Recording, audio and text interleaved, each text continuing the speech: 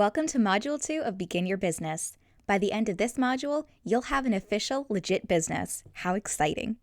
But I know it can be scary. Having to apply for anything with the government can feel intimidating, but don't worry, I'll walk you through the process. Note that the following applies to businesses based in the United States. Before we dive into all of this, I have to share that everything we're about to cover I have learned from experience. I am not an attorney or a certified public accountant. The information I'm about to share is meant to guide you, and I highly recommend reaching out to an attorney, certified public accountant, or business advisor to help advise you on your specific journey.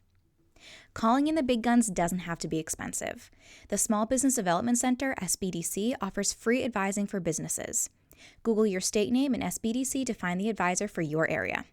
Okay, back to the main program. Like we mentioned in Module 1, your business is a separate entity from you. This means that your business pays its own taxes and will have its own section on your personal tax return depending on how you structure your business. So the first step is forming your business with your state's Secretary of State. When establishing your business, the most common options are sole proprietorship and LLC. To make matters more confusing, you can own an LLC and be a sole proprietor. A sole proprietor is more simple and less expensive, but it doesn't offer the protections of an LLC. You can either accept payments in your name or establish a business name that would be a DBA, doing business as, of you. An LLC, limited liability company, protects your personal assets. So if your business gets sued, only your business assets can be compromised. Of course, loopholes are a possibility, but an LLC offers way more protection than a sole proprietorship. Both file taxes with your personal tax return via a Schedule C. Let's break down the registration costs. In the state of New Hampshire where I live, to claim your business name, also called a trade name, which becomes your DBA, costs $50 for 5 years, so $10 a year. Conversely, an LLC costs $100 every year to renew. If you decide to opt for sole proprietorship but don't want to use a separate business name, you don't need to register with your state. You can also incorporate your business, which makes it a completely separate entity that files its own taxes. Businesses that incorporate usually have a high gross income as well as numerous employees. LLPs are limited liability partnerships and mostly used by attorneys. Even if you have partners in your business, you likely won't need to create an LLP. A standard LLC should be fine. Also, some states have PLLC, professional limited liability company, used by licensed professionals. Make sure to talk with a business advisor or accountant to determine which setup is right for you. If you're not sure which business setup is right for you, definitely talk with a business advisor or a certified public accountant. I cannot stress this enough. To establish your LLC or claim a trade name, DBA, head to your state Secretary of State website and look for Establish a Business or something like that. Most states allow you to complete the form online. When going through the form, note that your business will have its own information and you, the registered agent, will also have a section of your own personal information. You will be asked to select a North American Industry Classification System, NAICS code, which classifies your business type. I've included a resource for that on the course page. You'll also be asked to classify yourself as a manager or member of your business if you're forming an LLC. The member is the owner of the LLC, while a manager is an individual, group, or entity chosen by the LLC member or members to manage the company. Once you submit your application, you'll receive a certificate of formation. My state emailed it to me for free. But be wary that some companies will send you a letter in the mail requesting hundreds of dollars to send you a printed copy. This is likely spam. I do have back on the main lesson page a link to the Legal Pages guides on how to set up an LLC for each and every state. So you can go to her website, pick your state, purchase the guide, and it will walk you through the process for your state, which is pretty cool. But what if you want to open your business with a partner? Here are a few things I recommend. First, be sure to have a document that outlines who the owners are and their share of the business, ownership, each of your responsibility, and what their owner's draws will be.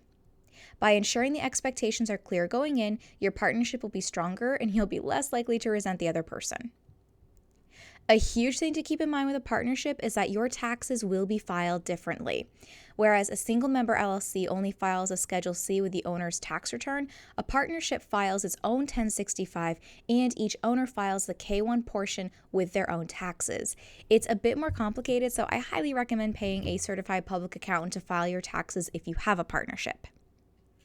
Next, whether you decide to hire employees or not, I highly recommend applying for an employer identification number or EIN. An EIN serves as your business's social security number. If you don't have employees, you don't need an EIN, but I recommend getting one anyway. It's free and it protects your social security number.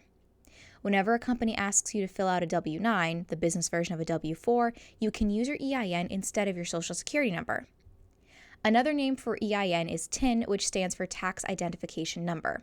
A TIN is either a social security number or an EIN. When applying for an EIN, make sure you are on irs.gov. There are many of IRS-seeming websites out there that will charge hundreds to set you up with an EIN. An EIN is free. I've linked to the IRS online application form on the lesson page. And the W-9 I mentioned, at the end of the year, you'll receive 1099 forms from companies you've worked with that paid you more than $600.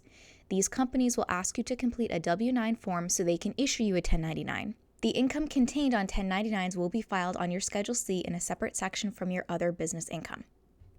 If you pay a business that's not incorporated more than $600 a year, you also have to issue them a 1099. This is another reason why I love QuickBooks. I can add vendors and request they complete a W-9 through QuickBooks, then I use QuickBooks to issue their 1099 at the end of the year. I will not begin with a contractor that I will pay more than $600 to until they complete a W-9. Basically, a 1099 is like a W-2, but it doesn't show taxes paid like a W-2. As a business, you must calculate and pay your taxes quarterly. An accountant can help you with this, or you can opt for QuickBooks Self-Employed, which calculates your quarterly taxes. It's really easy to pay your quarterly taxes. I've linked to the page on the IRS website where I make my payments. You're not filing a tax return each year, you're just entering some personal info, the amount you're going to pay, and your payment info. Pay attention to IRS quarters though, they're whack. You'd think taxes would be due every 3 months, but some quarters are 2 months and some quarters are 4 months. I've included a link in the lesson page that outlines these quarters and their deadlines. The next order of business is to complete your beneficial ownership information report with the Department of Treasury. This is a new requirement as of 2024. It typically doesn't apply to sole proprietorships, but if your business is an LLC, you'll likely have to complete this. The Beneficial Ownership Report, or BOI, filing requirement is part of the Corporate Transparency Act that's goal is to combat money laundering, terrorist financing, shell companies, and other forms of illicit financial activity by requiring certain companies to disclose their beneficial ownership information to the Financial Crimes Enforcement Network, FinCEN. If your business was established before 2024, you have until December 31st, 2024 to complete the report. If you establish your business after January 1st, 2024, you have 90 days from your date of filing to complete the BOI. It took me less than 10 minutes to file, and you don't have to pay anything. All you need is the personal information of all owners, each owner's ownership percentage, and a digital copy of an ID, either a driver's license or a passport. I've linked to a resource on the lesson page that covers the BOI more in depth and has a helpful guide for filing. I use this when I file my report. How are you doing? Sit tight, we're almost done. You want to keep your business expenses separate from your personal expenses, which is why it's essential to have a business bank account. Separating your expenses allows you to better keep track of your income and expenses, and you're less likely to make an accounting error that way. Make sure to bring your certificate of formation and EIN if you have established an LLC, or your trade name certificate if you're a sole proprietorship. If you can't open a business-specific bank account, just open a personal account that you'll use specifically for business. Next, you'll need to apply for any licenses you may need. This all depends on your type of business.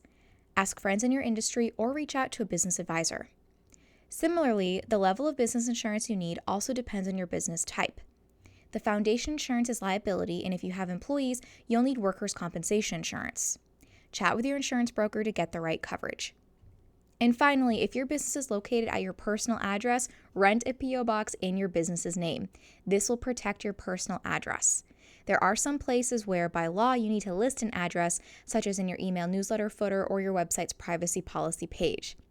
One of the first things I did when leaving my business office space was to rent a P.O. box so I could protect my personal address. Woo, talk about taking care of business. While this stuff can be overwhelming, it's super essential to get it right. The other thing you'll want to nail from the beginning are your boundaries and protections. We'll cover that in the next lesson.